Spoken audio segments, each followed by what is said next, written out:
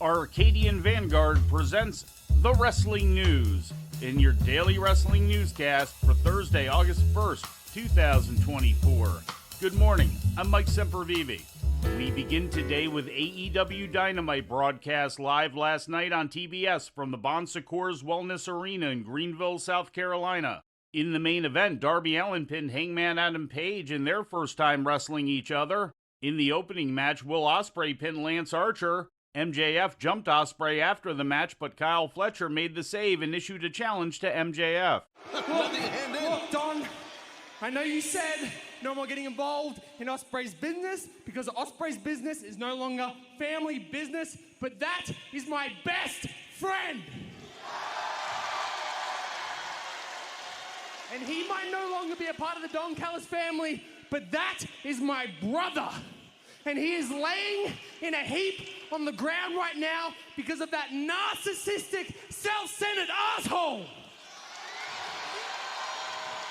And I am not going to sit back there and let him terrorize this company, injuring whoever he wants with zero repercussions.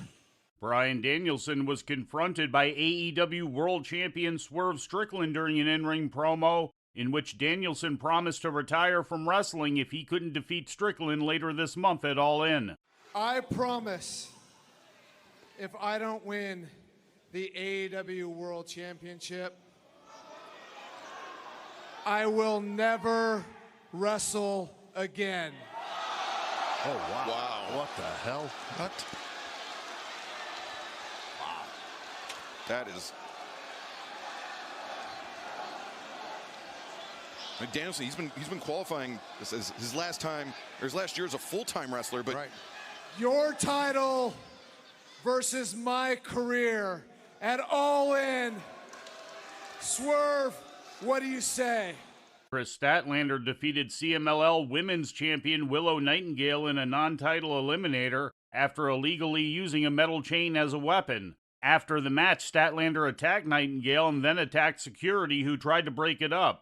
In other results, Roderick Strong, Roosh, and the Beast Mortos defeated the Conglomeration, and Camille made her AEW in-ring debut in a squash match over Brittany Jade.